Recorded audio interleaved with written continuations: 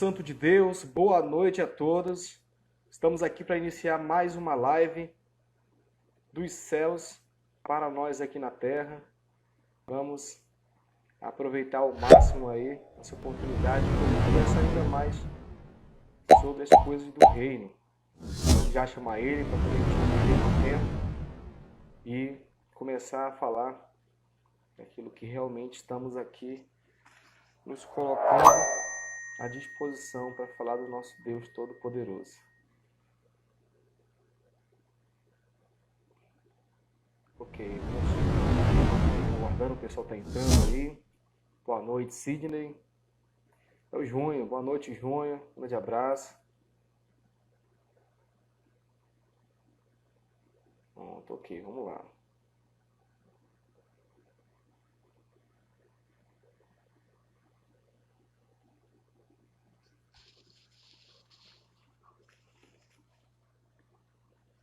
Legal, vamos lá, pessoal. Então vamos entrando aí. A gente vai se ajeitando aqui.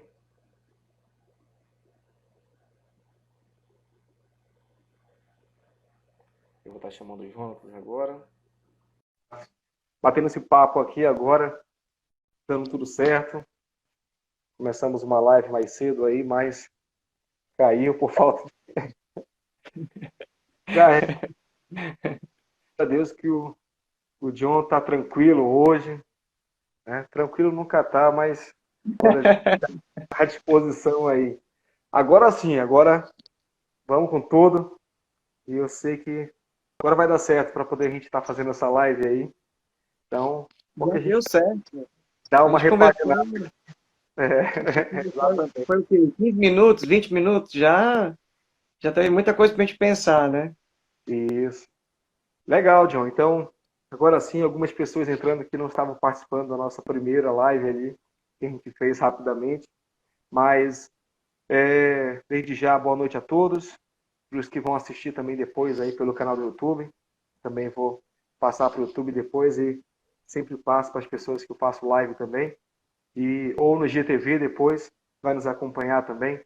Deus possa abençoar e falar com você grandemente nessa noite, para poder Ele nos movimentar. Né? O que nós estamos falando aqui é sobre realmente ser corpo de Cristo, né? Ser igreja.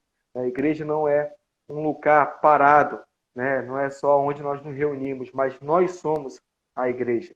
E nós temos que fazer aquilo que realmente Deus destinou para cada um de nós. Nós temos um propósito. E se entendemos esse propósito, realmente nós conseguimos realizar grandes coisas aqui na terra. Porque Deus diz em Filipenses 2:5, ser a atitude de vocês a mesma de Cristo Jesus. Então, que possamos ter essa atitude e realmente dar uma repaginada, uma reviravolta em nossa vida. Se você está parado, se você não está fazendo nada, e se você está fazendo alguma coisa, faça ainda mais. E é isso que nós vamos estar batendo esse papo aqui com o John, o pastor Jonatas Lira. Né? Não sei se tu viu, Jonatas, não sei se na quarta passada, na outra quarta, eu estive aqui com o Eric Lira. Né? Foi, E assisti também. e muitas vezes as pessoas perguntam: o Eric é irmão do John, ele é, ele é filho do Gira, como é que é filho do Josias? Então explica um pouquinho aí quando o pessoal está entrando. É o meu primo. Eric é filho do Josias, irmão do meu pai, Jonas. Uma família de 12 irmãos, né? Que minha avó e meu avô tiveram 12 filhos. E aí, os 6 homens são tudo nome bíblico.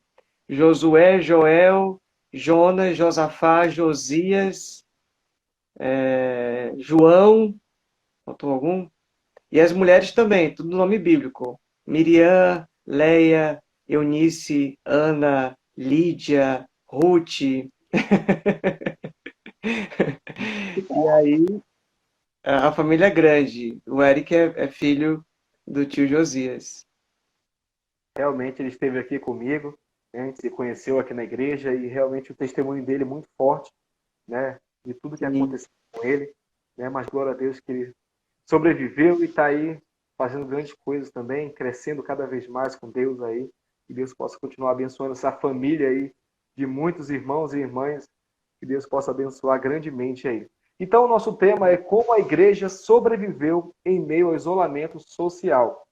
E antigamente a gente estava conversando aqui antes com o Jonatas, né, sobre realmente como a igreja dele estava agindo, atuando nesse momento.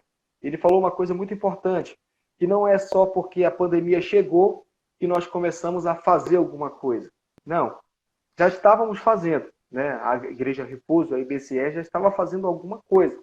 Mas, para algumas coisas, realmente houve esse despertamento, porque entenderam que, poxa, agora eu tenho que fazer alguma coisa de verdade, porque senão vidas vão ser perdidas e a gente vai perder a oportunidade de poder abençoar alguém. Eu até cheguei a falar para algumas pessoas, John, que nesse momento de pandemia, a gente vai perceber realmente quem é de Deus ou que estava brincando com Deus. Porque é muito difícil ou muito fácil a gente falar que ele é cristão, ela é cristã, né? Não, ele é de Deus, é um grande líder e tal. Mas nas dificuldades que a gente vê realmente como é que ele vai atuar naquele momento. A dificuldade chegou, tchau, corrida aqui, né? Mas como realmente reagir nesse tempo de pandemia, né? De isolamento social. Então, Jonatas, te parabenizei aqui no início também, né? Sobre tudo que a Igreja Refúgio fez aí com outros ministérios, com outras igrejas. Isso realmente fez a diferença na cidade de Manaus e no Amazonas, né? Porque eu falando com a Sara na quarta passada, eu lembrando daquele tanto de arrecadação de alimentos que vocês fizeram, foi muito ali, muito mesmo, e a mão de obra de muitos ali, para muitos correndo risco, mas com todos os cuidados e se colocando à disposição para fazer, realmente eu sei que abençoou muitas e muitas famílias. Então, glória a Deus por isso. Então, Eric, eu estou falando do Eric, então, continuando nessa pegada aí, né? Então, como é que você continua nos estimulando aí e nos fazendo entender o que realmente é ser filho de Deus para poder não esmurecer ou perder tudo aquilo que Deus já colocou à disposição da igreja para realizar nesse tempo difícil? Show. Mano, a primeira coisa que eu quero dizer na continuação é que, de fato, a Igreja de Cristo, ela reage porque ela tem o Espírito de Cristo a esse movimento de forma muito natural, né? Eu não acho que a Igreja Refúgio fez, eu acho que a Igreja de Cristo fez, né? Porque a Igreja de Cristo é aquela que se posiciona com o Espírito de Cristo, né? O João fala lá em Apocalipse que tem igrejas que levam o nome de igreja, como eu estava falando até antes, né? Pastores que levam o título de pastores, mas eles não são, o João fala, são sinagoga de Satanás. Tem a aparência de ser um templozinho, e aí, quando Jesus olha para esse templozinho que se autodenomina igreja, o importante não é o que os homens se dizem, ou o que o homem vê. O negócio é o que Deus vê. É aquela história lá de Davi, pequenininho, e Deus assim, eu escolhi esse, porque Deus não vê a aparência, ele vê o coração. Então, a igreja de Cristo, ela nunca esteve tão viva, tão forte, tão atuante, porque a igreja de Cristo é a esperança do mundo. Então, o sentimento que eu tenho é que na pandemia isso se revelou. Quem é a igreja de Cristo, quem é discípulo de Jesus e quem é sinagoga de Satanás, que está fazendo a coisa acontecer pela religião, fazendo a coisa acontecer por ganância, fazendo a coisa acontecer porque virou um piloto automático, né? A pessoa se adaptou, se acostumou em fazer. E aquilo que eu falava antes, né? Eu estava até vendo um post essa semana, 450 anos de primeiro culto cristão evangélico protestante no Brasil. Uau! E as pessoas valorizam isso, assim, eu acho que tem o seu lugar, né? Mas eu acho que está errada essa balança. Está se maximizando e dando uma importância àquele aquele orgulho do fariseu, né? Nós somos filhos de Abraão, 450 anos de culto protestante no Brasil. Agora, em março, estava vendo, acompanhando aqui alguns instas da vida aí que revelaram essa informação. E no primeiro momento eu disse, interessante, legal, que bom. Depois eu fiquei, mano, o povinho, o povo que se diz crente, mano, eles adoram fazer culto. Eles só sabem fazer culto. Então eu me posiciono já há um tempo, desde da minha adolescência, ali, 17, 18 anos, contra tudo isso. Porque eu não creio que a missão da igreja é fazer culto. Tem gente que fez a balança ao contrário, né? 90% é fazer culto. E investe em maquinário, investe em equipamento, investe em estrutura e paga muito bem pastor. Tem pastores que ganham 25 mil, 30 mil. E aí você vê que a ação dessa igreja na comunidade, a relevância dela na cidade é ridícula. É uma igreja que chama pessoas para virem para o culto. Você olha no Instagram da igreja, é só culto, culto, culto, culto, culto, culto, culto, culto. E você não vê a igreja de Jesus indo para esse lugar. A igreja de Jesus, que ela é invisível. Às vezes ela não faz tanta merchan e não está tão aí com tanta visibilidade, ela está fazendo uma coisa no secreto, que é cuidando lá das pessoas nos hospitais, é sendo acompanhante de um familiar. Aquela pessoa que é acompanhante do familiar que está ali ficando numa cadeira dura, passando dias no hospital, aquela pessoa é a noiva de Cristo. Aquela pessoa entendeu o que é ser discípulo de Jesus. Então, quando a gente fala de igreja, a gente está falando de muita coisa. A igreja evangélica brasileira é um panteão, é uma macumbaria, é uma parafernália, é um monte de coisa que não tem nada a ver com Cristo. A igreja evangélica batista, igreja evangélica metodista, igreja evangélica tananana, se tornou hoje um bezerro de ouro. Amamos as coisas que a gente faz para a gente. A gente se torna idólatras da própria imagem, né, no espelho. É o mito de Narciso, né? A gente adora ver a nossa imagem. Olha só como nós somos grandes. Jesus fala para essa igreja lá de Laodiceia, de Éfeso, ele fala as críticas que ele faz, né? E uma delas ele fala: você se gaba de ser rica, de ser grande. Olha, eu só posso te dizer que o que eu vejo é que você é cega, você é nua, você é pobre, você não tem nenhuma. Eu vou e vou remover o seu candelabro. Então, que essa minha conversa com você hoje, De Angelo, seja ao mesmo tempo uma conversa amigável, mas também uma palavra de confronto para quem nos ouve, quando nos ouvirem, né? Uma palavra de... Porque o profeta, ele tem esse lugar de incômodo. O profeta tem esse lugar de causar mal-estar. E eu sei que eu causo mal-estar em alguns lugares quando eu vou.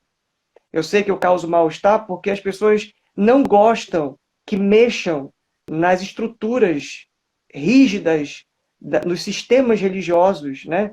Então, quando a gente fala do que a igreja fez nessa época de pandemia, até não gosto muito dessa palavra no meio do isolamento social, porque é justamente isso que a igreja fez, ela se isolou. A igreja diz assim, nós somos o povo, nós temos a palavra, nós temos o culto, nós temos o Cristo, e ela não foi como o sal que se mistura. Ela não foi, infelizmente, ela deveria estar, ok, o isolamento social aqui, o termo que você está usando tem a ver com a preservação da vida. Mas, infelizmente, a igreja, lá no fundo, no âmago da questão, ela se isolou. Ela disse, eu quero pelo menos manter o dízimo. Eu quero pelo menos manter os meus fiéis. E quando eu conheço e sei que algum fiel meu está... E antigamente tinha isso, né? De indo para uma outra congregação, eu já ia chamar, já ia questionar, né? A gente se divide. Quem é da minha, quem é da tua, a gente faz isso. E a pandemia agora veio e todo mundo está assistindo aí no silêncio. Eu assisto de São Paulo, assisto de Miami, assisto da Austrália, e aí eu vou assistindo e vou consumindo. Já é um outro problema, né? O consumo desenfreado da espiritualidade ou da religiosidade. Então, eu penso que a igreja precisa acordar. Tem igreja que está acordando agora. Ok, antes tarde do que nunca, né? Igreja que não tem essa percepção da sua identidade no mundo, né? Quando lá em Atos 17, verso 6, fala: chegou agora aqui no nosso meio aqueles que estão transtornando o mundo. A igreja causa desconforto, a igreja... Ou então ela ajuda, né? No sentido de salvar, de curar, de visitar, de dividir, de compartilhar os seus bens. Ela causa desconforto para a religião, para essa igreja que é a sinagoga de Satanás. Então, a igreja de Jesus, aonde ela chega, ela causa, o texto original no grego, né, é alvoroço. Ela causa um alvoroço, ela causa um mal-estar ali. Peraí, está acontecendo alguma coisa aqui, é de outro mundo. Como é que pode uma igreja chegar, a igreja de Jesus chegar e dizer assim, ó, os recursos que nós temos não é para bancar a nossa estrutura. O recurso que nós temos é para cuidar de uma cidade, é para cuidar das pessoas, é para pagar as contas das pessoas que estão desempregadas. Porque é muito fácil para o pastor que ganha 25 mil, 30 mil, dizer isso, olha, fica em casa. Fica em casa. Por favor, gente, não saia. Mas o cara trabalha. A história hoje que foi polêmica nas redes sociais é da Maju, lá da Globo, dizendo, não adianta chorar, uma coisa assim que ela falou, o choro é livre, não adianta chorar, tem que ficar em casa mesmo. Mas e o povo que está desempregado?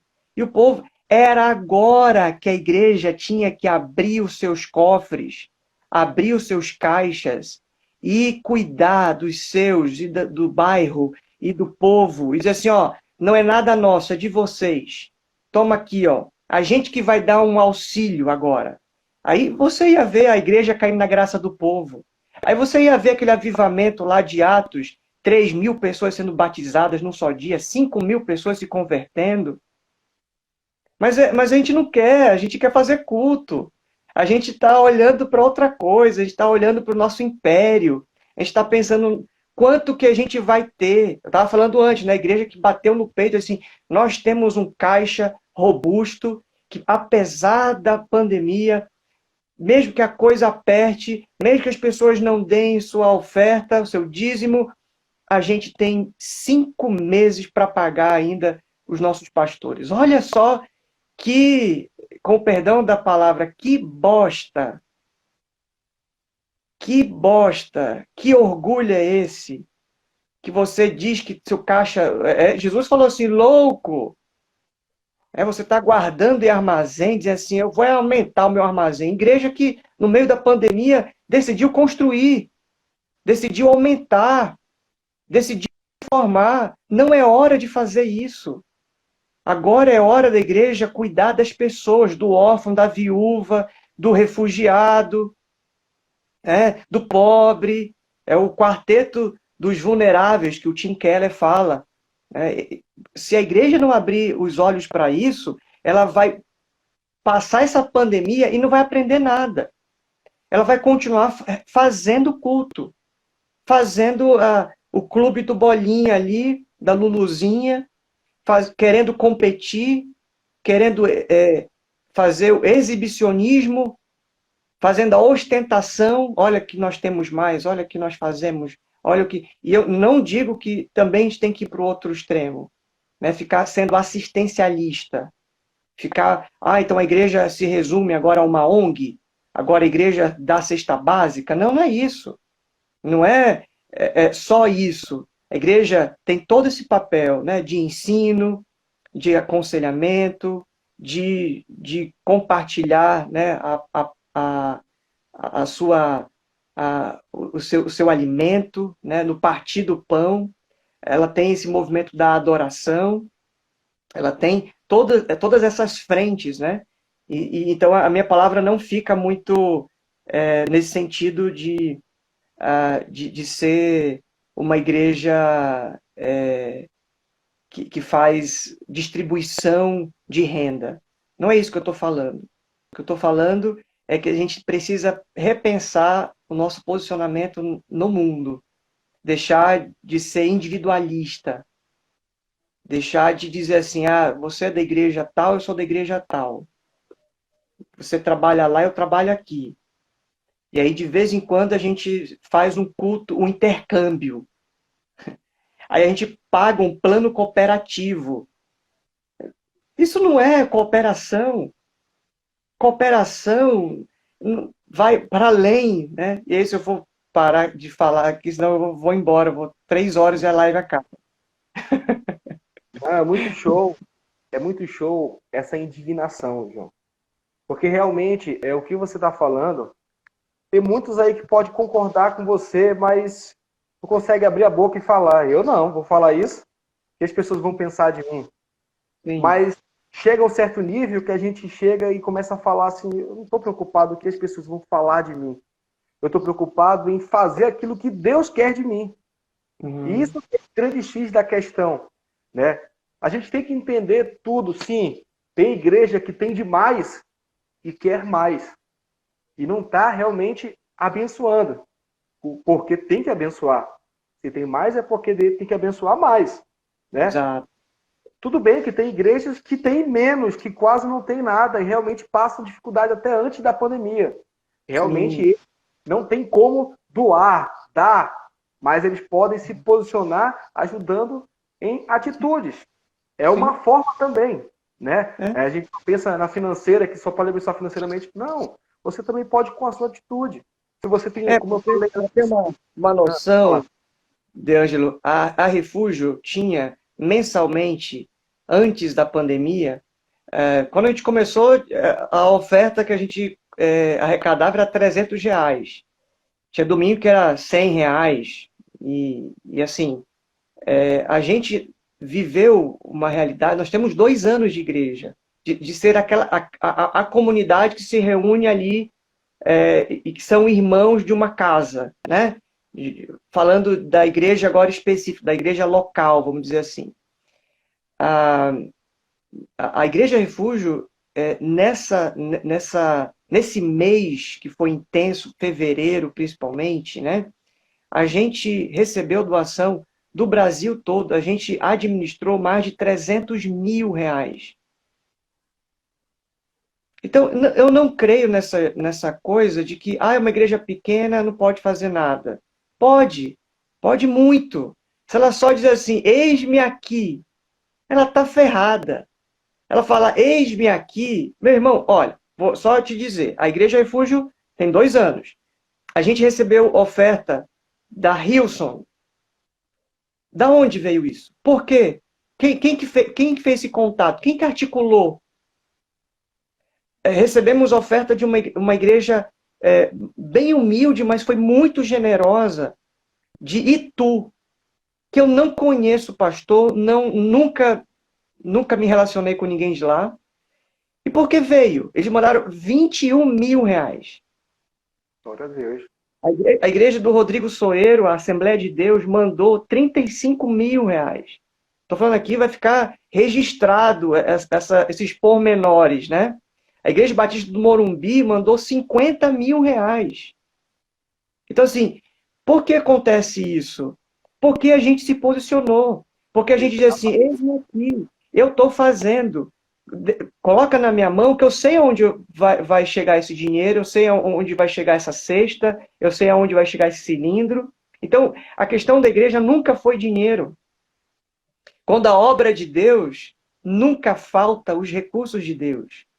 Então, eu acho que a gente pode sim, como igreja local, ser uma congregação, ser uma igreja de periferia que tem poucos recursos, mas quando a gente começa assim, olha, irmãos, a gente tem 300 reais e a gente vai pegar esses 300 reais e a gente vai cuidar de gente, de pessoas, a gente vai comprar arroz. Não vai faltar arroz. Vai pegar 300 reais e comprar arroz. Mano, alguém vai ficar sabendo disso? Diz, olha, eu soube da tua campanha. E aí, a igreja que não se aproveitar das redes sociais, não se aproveitar no bom sentido, né? No sentido santo da coisa. Não se oportunizar, de assim, ó, eu tô fazendo. Um monte de gente falou assim, olha, eu tô com um Pix aqui, ó, quem quiser ajudar o fulano de tal, eu tô recebendo para comprar fralda. Então, eu acho que a igreja, eu digo igreja, gente, mais uma vez, tá? É uma crítica à instituição. Não estou falando da Igreja de Cristo, não estou falando, dando aula para ninguém aqui de eclesiologia, eu sou ainda alguém que está em crescimento, em pensamento, em evolução, não sou dono da verdade, mas eu olho para esse cenário e vejo que a igreja se omitiu. A igreja, para não ficar no zero, ela disse, vamos fazer culto. Né? E essa é a minha indignação. Ela pode sim fazer exatamente o que a igreja de Atos fazia. Eles dividiam entre eles e não havia necessitados. Aí a igreja de Jerusalém passa necessidade e a igreja da Antioquia manda um dinheiro para eles. E aí quem sustentava Jesus no ministério dele eram mulheres. Mulheres ricas, mulheres que tinham e ajudaram. O Barnabé chegava lá e dizia assim, olha gente, Jesus vai voltar amanhã. Eu não creio que Jesus vai voltar daqui a 2000 anos. Eu creio que ele volta amanhã. Então esse dinheiro não é meu. Esse dinheiro é nosso. E aí aconteceu a primeira viagem missionária, aconteceu a segunda viagem missionária, terceira viagem missionária. A expansão do evangelho foi que foi, porque o pessoal entendeu que o dinheiro, que não é a questão. O negócio é a cabeça, é a visão. Né? Já disse alguém que a nossa ortodoxia influencia a nossa ortopraxia. O que a gente pensa, nossa teologia, as nossas crenças a respeito de quem o mundo é, de quem a igreja é, de quem Jesus é, de quem Deus é, faz com que a gente tenha uma prática muito mais assertiva. Né? Se eu sou do Evangelho, se eu tenho uma consciência do Cristo, se eu tenho o Espírito Santo, se eu entendi a graça, a bênção apostólica, né? A graça de Jesus, o amor de Deus o Pai e a consolação do Espírito Santo, eu me posiciono assim no mundo. Essa bênção está sobre mim. E da mesma forma que ela me abençoa, eu abençoo o mundo. Então, que seja um tempo ainda de despertamento da igreja. Né? O Tiago 2, capítulo 2, verso 14, fala assim, se alguém chega para você e fala assim, olha, eu estou precisando de um lugar, de uma casa, de um pão, e você diz assim, vá em paz, Deus te abençoe. Que fé é essa? Então, o que é esse Deus te abençoe? É o culto. Entende? O culto é esse lugar que tem muita palavra, tem muita verborragia, né? Se fala muito e muita... Deus proverá, Deus é bom. Tá, mas... E qual é o meu posicionamento?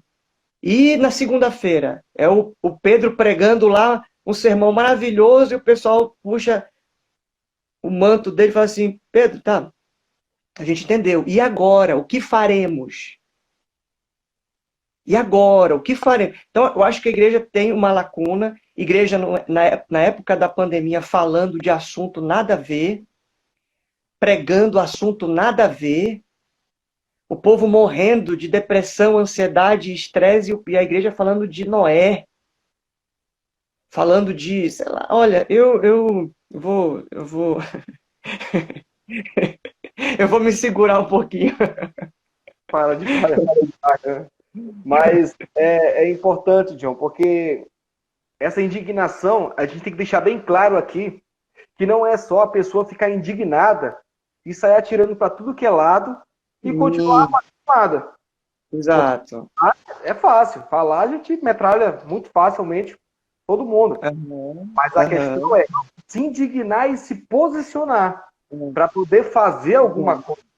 Aí sim, aí eu falo porque eu quero mais pessoas tendo atitudes assim para poder realizar também essas coisas. Essa sua palavra é perfeita, mano. Você não poderia ter sido mais assertivo e pastoral. Você foi perfeito. Porque muita gente pode ouvir essa nossa fala, que nossa conversa aqui, e pegar e colocar a faca no pescoço do seu pastor. Diz, olha, eu ouvi lá, e aí eu estou indignado porque a nossa igreja não fez nada, a nossa igreja não. Assim, não é para você fazer isso. Quem está aqui, eu estou achando o pessoal muito quietinho aí. Só a Valéria que deu boa noite agora. Mas vamos participar, gente. Fala com a gente aí. Mas não pega isso, né, voltando, e usa isso como uma pedra na mão para apedrejar a sua igreja, a sua comunidade. A gente tem que ter muito cuidado, muito respeito e proporcionar diálogo, conversa. Senta com seu pastor, ouve, fala e faz também, né, De Angelo, faz as suas próprias iniciativas. Minha comunidade não está indo na direção que eu julgo ser a direção mais coerente com o evangelho, então eu vou repartir o meu pão com quem eu sei. Então essa semana chegou para mim no meu WhatsApp aqui, olha, John, eu preciso fazer um exame para uma criança que está com problema e a mãe precisa fazer uma ressonância magnética do crânio. Mano, eu fiquei sabendo disso, eu sou responsável por isso. Eu fui, articulei, inclusive articulei com o tio Josias, que tem alguns contatos, ele conseguiu a clínica, a criança já fez o exame, show! Eu não gastei. E o que eu usei? Network. O que eu usei? Eu conheço alguém que pode. É o que o Pedro fala lá, né? Pedro e João fala lá, ouro e prata eu não tenho, mas o que eu tenho eu te dou. Levanta e anda, em nome de Jesus, né? Então acho que a gente tem que se lembrar disso. Não é para ficar usando essa nossa argumentação toda aqui para colocar o seu pastor na parede, nem causar nenhum mal-estar na sua igreja de forma rebelde. Né? Essa palavra sua foi perfeita. E nos salvar de problemas, né? A gente está vendo, né, muita coisa bonita acontecendo.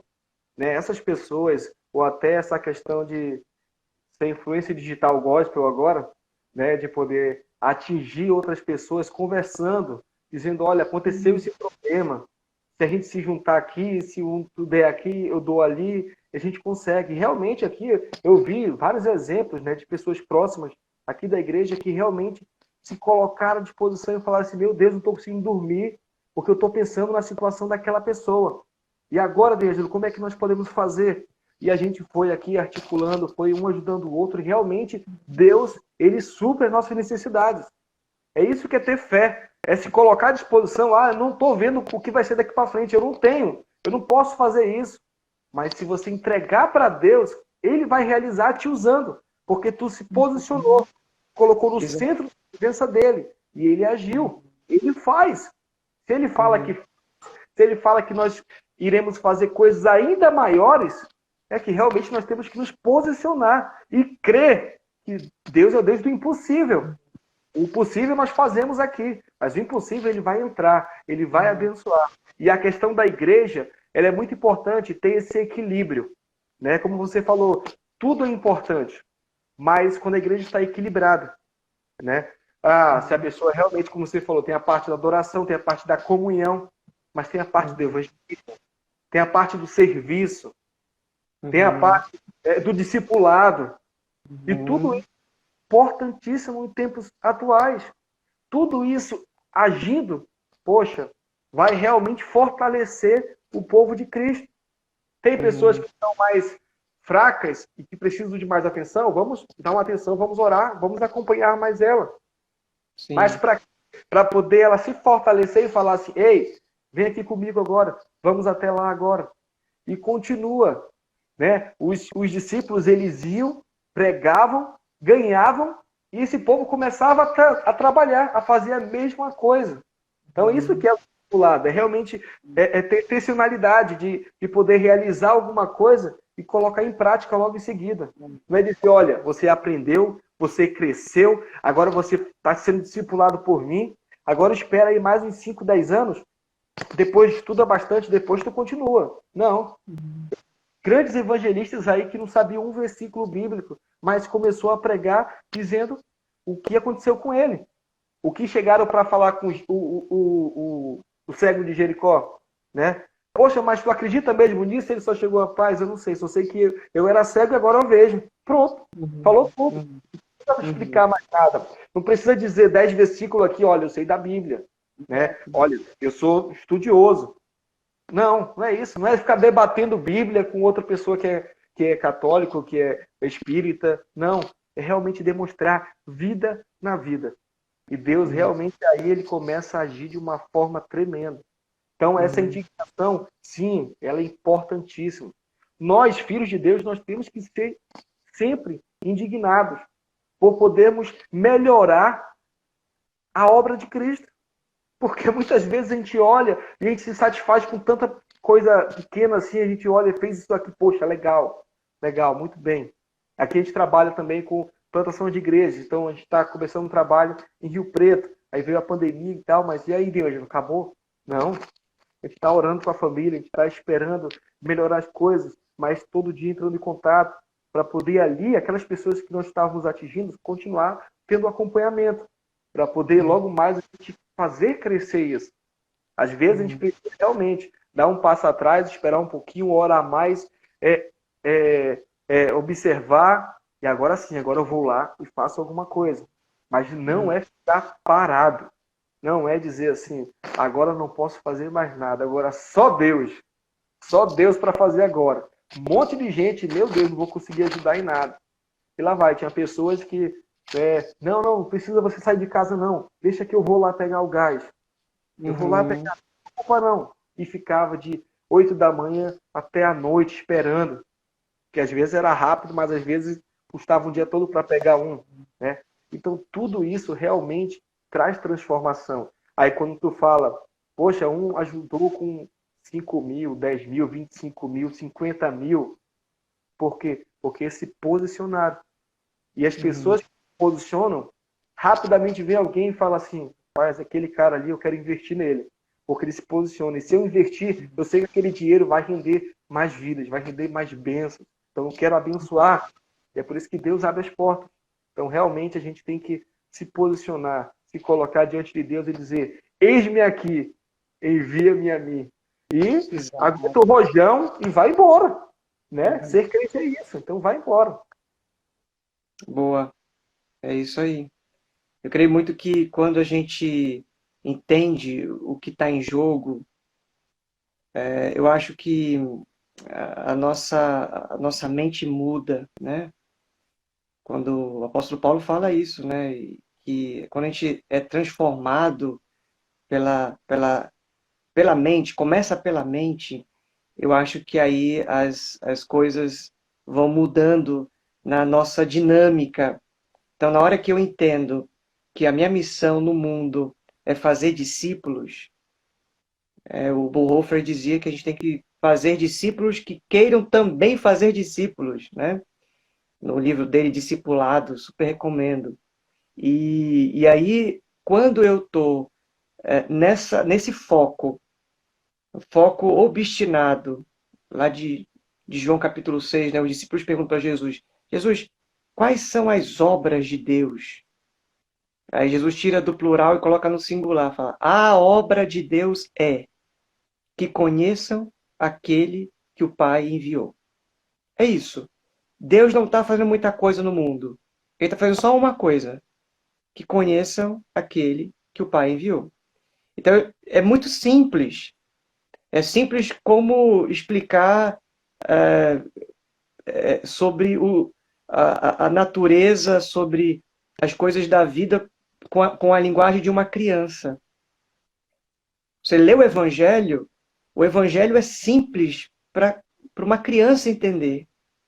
Você vai simplesmente olhar para a pessoa e ser para ela o próximo. Você vai amar aquela pessoa. Você não pode passar por ela e aquela história do bom samaritano, né? Lá de Lucas. É exatamente o que a gente precisa deixar como uma exortação para nós, né? Porque o sacerdote passa, e alguns dizem assim, ele está ocupado demais, ele vai para o templo, porque ele tem o culto. Não, não, não, não, não. Diz que esse cara que apanhou dos ladrões, ele estava descendo para Jericó. O templo, Jerusalém era para cima, Jericó é para baixo. E aí a Bíblia diz que o sacerdote estava fazendo o mesmo caminho, ele não estava indo para o templo. Há até um indício de Jesus dizendo assim: esse camarada estava tão na contramão da missão que ele não estava nem indo para o templo, como desculpa de que eu estava ocupado com as coisas de Deus. Ele estava indo para Jericó, muito provavelmente Jesus estava dizendo assim, ele estava indo para o pecado mesmo. Ele estava indo para o prostíbulo. Muito provavelmente Jesus estava dizendo isso. E aí ele passa, não, eu estou ocupado demais, eu quero pecar, eu quero ir lá para Jericó. Aí passa o levita e faz a mesma coisa. Aí passa, para dar uma contextualizada, para dar uma abrasileirada, passa o macumbeiro. Aí o macumbeiro olha para aquele pobre coitado e diz assim, eu vou fazer, porque o que é soprado em mim, como humano que sou, é o amor. O que é soprado em mim é o amor. Então eu vou fazer o que o amor faz, o que o amor naturalmente faz. E ele cuida e coloca no seu animal e diz lá, olha, eu vou pagar a estadia dele e se precisar eu vou trabalhar e eu volto para pagar ainda mais. Olha, que cristão, né? Entendeu tudo. Né? O Paulo fala assim, aquele que roubava, não roube mais. Mas não para. Ele fala, aquele que roubava, não roube mais, mas faça algo útil com as mãos para ter o que repartir. Então, o grande lance é que nós cristãos paramos de fazer aquilo que era errado. Aquele que roubava, não roube mais. Pronto. Aí a gente entrou num templo, entrou no culto e acabou a história. Quando a história diz, não, não, não, trabalhe para ter o que repartir. O grande objetivo da vida é repartir. Jesus ele foi reconhecido como Jesus lá pelos discípulos no caminho de Emaús quando ele pregou? Não. Quando ele explicou as coisas? Não. Quando ele sentou à mesa, repartiu o pão e deu. Aí eles entenderam tudo. Porque Jesus é o único que era o último a comer. Ele pegava o pão, repartia e distribuía. Todo mundo comeu? Tá, agora eu como. E acho que é isso que a gente tem que aprender. É isso que a gente tem que pegar para a gente, como discípulo de Jesus. Se a gente tem a coragem, a petulância de dizer, Pai nosso,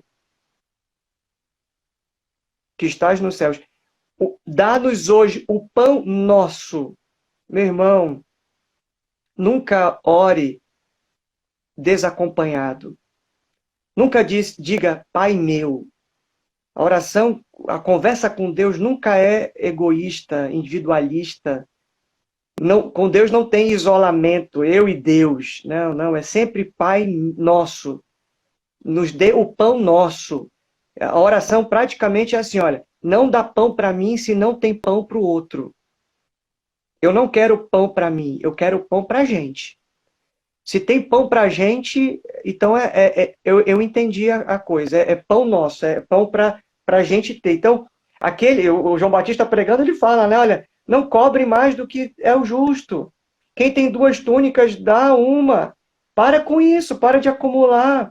Essa história do que eu estava falando antes do Barnabé, ele sabia que Jesus ia voltar amanhã, não fazia sentido ter dinheiro guardado. Eu pego o dinheiro que eu tenho hoje e divido e compartilho, porque eu sei que Jesus vai voltar amanhã. Né? E eu sei que esse aqui que está sem comida é Jesus para mim. Porque Jesus não está lá no céu. Jesus está disfarçado. Quando vocês fizeram para um desses pequeninos, vocês fizeram para mim. Então, entende, D'Angelo, como precisa mudar a nossa teologia? A gente lê a Bíblia, decora a Bíblia, sabe de todas essas informações, mas a gente não foi ensinado a pensar biblicamente, não tem a mente de Cristo, não tem consciência do Evangelho. A gente é expert em teologia, em eclesiologia, em liturgia, todas essas gias aí. Mas a gente é fraquíssimo no Evangelho. Vem pandemia, vai pandemia, a gente continua reproduzindo os discursos retrógrados da religião. A gente não nasceu de novo. A gente continua querendo pão para mim, construindo templos, dizendo que isso é de Jesus. Nada diferente do que Constantino fez. Né? E eu vou dizer, é sinagoga de Satanás. Sinto muito lhe informar, mas eu estou dizendo aqui, não para o D'Angelo, né? Informar para nós, ó, como se eu estivesse também me incluindo nessa exortação toda. A gente tem que se olhar e confessar os nossos pecados, confessar a nossa negligência, confessar a nossa maldade, confessar a nossa arrogância. Que Deus tenha misericórdia de nós. Show, show. Muita misericórdia, Senhor. Tem de nós, tem a piedade desse teu povo. Porque João 3,6 diz, né? O que é nascido da carne é carne. O que é nascido do Espírito é Espírito. Então, que realmente possamos nascer de novo, verdadeiramente. Que nós possamos parar de somente falar, mas agir.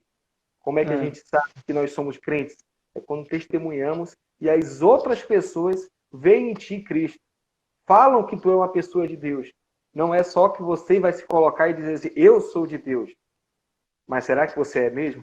Então, fechando aqui essa live, né? Glória a Deus, porque realmente conseguimos aí realizar, né? Tivemos uma dificuldade no início aí, mas voltamos e glória a Deus que garantiu aqui até o final e foi muito show bater esse papo com você, John. Prazer imenso poder te conhecer mais e realmente nós podemos estar juntos aí para estar fazendo a vontade de Deus, né? Espero poder chegarmos um dia aí a estarmos pessoalmente conversando e vendo aí juntos essa parceria para poder a gente crescer cada vez mais, que a palavra de Deus realmente possa chegar nos 4 cantos desse mundo e se ajudando com cada um, a gente consegue ir mais longe. Aprendi demais com você aqui hoje e sei que muitos também daqui aprenderam bastante coisas, né? E que tudo... Vou marcar esse café, eu já posso sair, eu estou imunizado 100%, já tomei 2 vezes a vacina.